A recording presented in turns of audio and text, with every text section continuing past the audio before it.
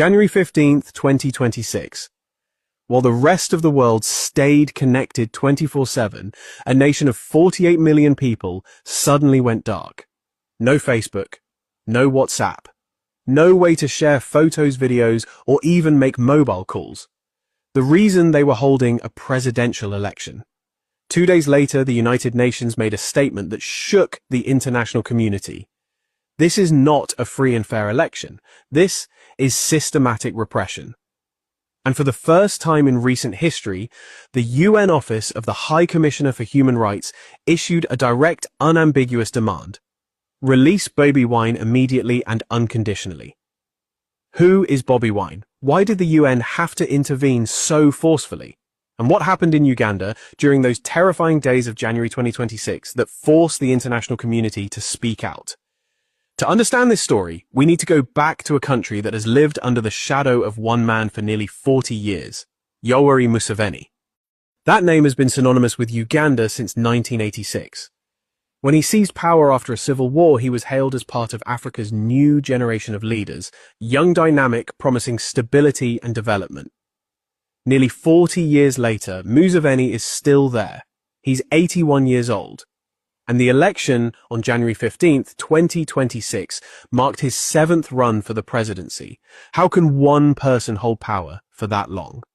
The answer lies in constitutional amendments. In 2005, Museveni convinced Parliament to remove the 2-term limit.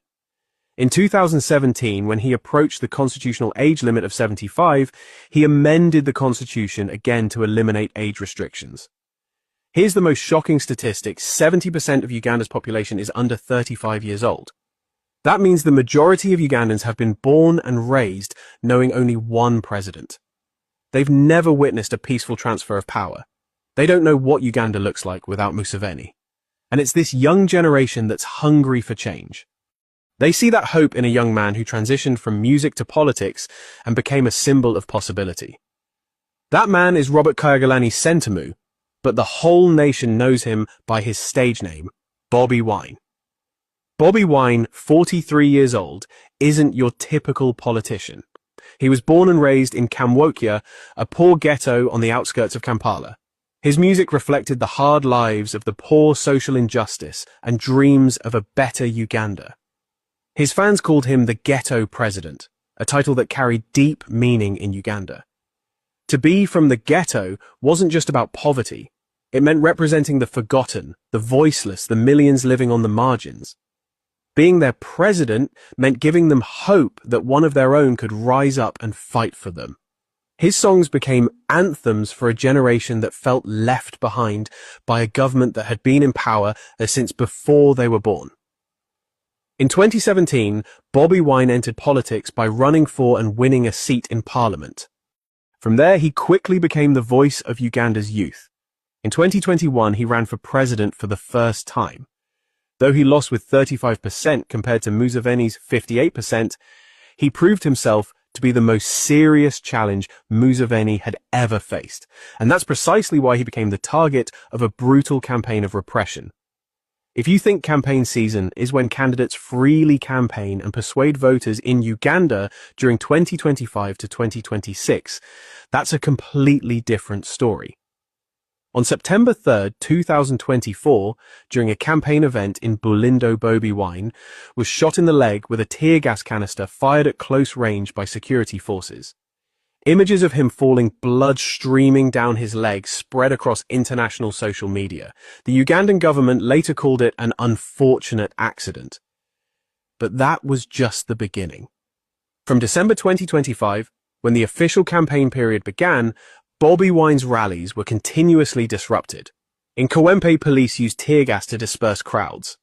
In Iganga, they used pepper spray, a chemical irritant far more powerful than regular tear gas. Many people were hospitalized for breathing difficulties, skin burns, and eye injuries. Amnesty International documented dozens of similar incidents. In a report published on January 5, 2026, they described this as a brutal campaign of systematic repression targeting the opposition. The organization interviewed victims of torture. One 23-year-old man recounted, "They made me kneel down and asked, 'You still support Bobi Wine?' I said yes. They beat me with sticks and electric batons. They made me kneel on rocks under the scorching sun for 6 hours straight. At least 3 people died in campaign-related incidents before Election Day. Hundreds were arrested, many disappeared for days before their families learned where they were being held. Bobi Wine had to campaign in battle gear, bulletproof vest and helmet. Wherever he went, at least 40 police and military vehicles followed. Not to protect him, but to monitor, intimidate, and stand ready to intervene at any moment. This wasn't a campaign. This was life under constant fear. 2 days before the election, at 6 a.m. on January 13th, 2026, Ugandans woke up to find they couldn't access mobile internet. Facebook didn't work. X, formerly known as Twitter, was blocked. WhatsApp, the most popular messaging app in Africa, was completely paralyzed. Even internet voice calls were cut off. The Ugandan government quickly provided a reason. We have detected conspiracies to use social media to spread misinformation, incite violence, and interfere with the electoral process. Temporarily restricting access is necessary to ensure a free, fair, and safe election. But everyone knew the real reason. In 2021, during the previous election, Uganda had also cut internet access for 5 days. Back then, the world condemned it, but there were no concrete consequences. This time, Museveni and his government knew they could do it again. What does cutting the internet mean in the modern age?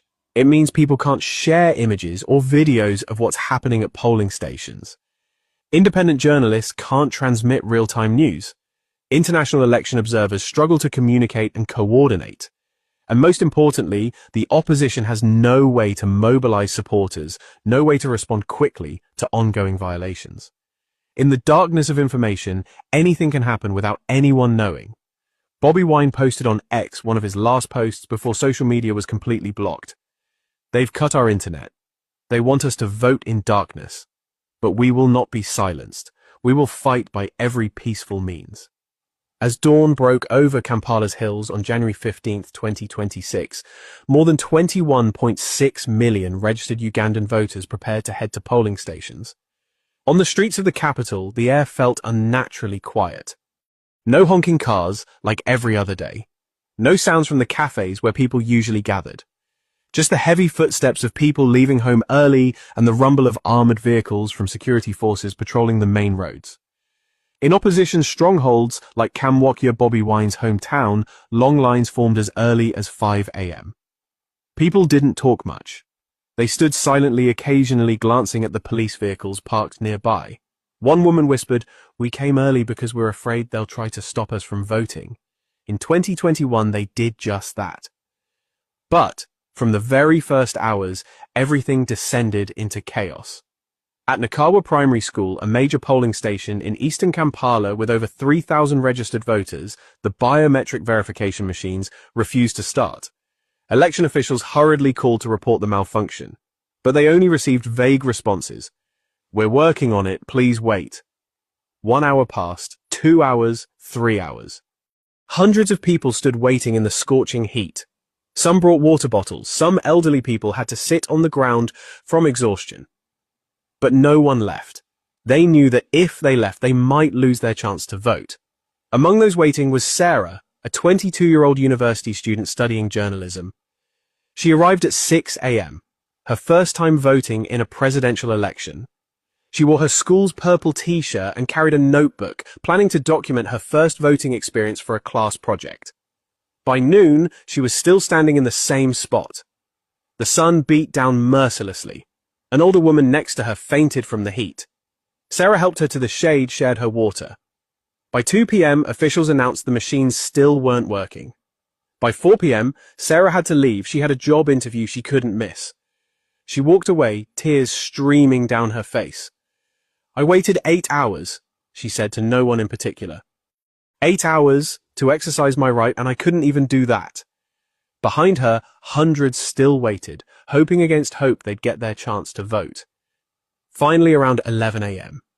4 hours behind schedule, the Electoral Commission made a controversial decision, switched to manual voting. No more machines, just paper pens and fragile trust in the honesty of election officials. For the opposition, this was a nightmare. Manual voting created countless opportunities for fraud ballot stuffing, allowing ineligible people to vote, or simply losing ballots from opposition areas. And without internet, there was no way to document, report, or respond quickly to these violations. Across the country, the same story repeated. Machines broken, voting delayed, suspicions spreading like wildfire, but with no internet to share information, no way to know what was happening elsewhere. NUP representatives tried to document every violation with pen and paper. But at many locations, they were chased away by security forces. The Electoral Commission finally had to extend voting by 1 additional hour. But when the sun set at 6 p.m., thousands still hadn't cast their ballots. They had to return home empty-handed, hearts heavy with disappointment. As the sun set and polling stations closed, vote counting began. According to regulations, counting must be conducted publicly at each polling station with representatives from all parties present. But that night, something terrible happened in the town of Butambala, about 70 kilometers southwest of Kampala. According to Ugandan police reports, around 10 p.m. on January 15th, a group of approximately 200 NUP supporters attacked the local police station, throwing rocks and bottles. Police claimed they had to use tear gas and rubber bullets to disperse the crowd. In the confrontation, 7 people died and over 20 were injured. However, opposition MP Mwanga Kivumbi, who has an office in Butambala, told a completely different story. He said about 50 NUP supporters had gathered at his house to monitor election results being announced on radio and TV. They were peacefully assembled, unarmed. But around 9:30 p.m., security forces suddenly surrounded the house and burst in. They didn't say anything, Kivumbi said. They just started shooting into the crowd. I saw at least 10 people fall. There was blood everywhere. Who's telling the truth? There's no way to know. No videos, no independent photographs, no international journalists present at the scene. James, a 35-year-old freelance journalist, had been trying to document the election despite the internet blackout. He carried his camera, notebook, and a portable recorder, old-school tools from before the digital age. On the evening of January 15th, he heard reports of violence in Butambala and rushed there. When he arrived, security forces were still on the scene. He started photographing from a distance. Within minutes, 3 soldiers approached him. "Give us the camera," one demanded. "I'm a registered journalist."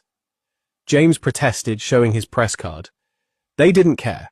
They took his camera, smashed it on the ground, and confiscated his notebook. "There's nothing to see here," they told him. "Go home." James went home that night with empty hands and a full heart of stories he could never tell.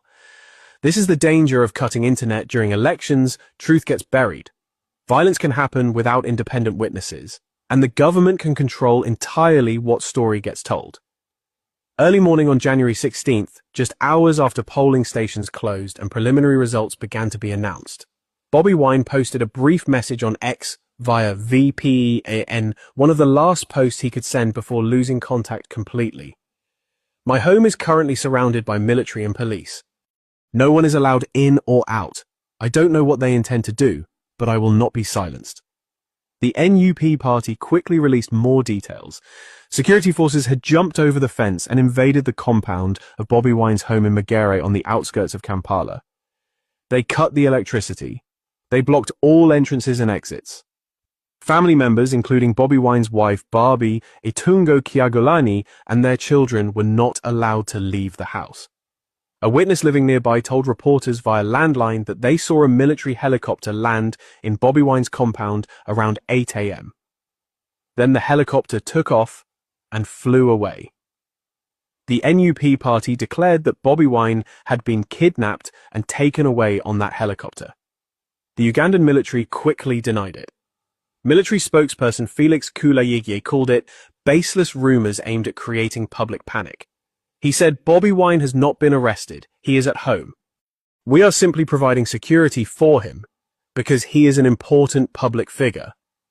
But the question remained, if this was protection, why was his family also under house arrest? Why were their phones cut? Why weren't lawyers and party representatives allowed in?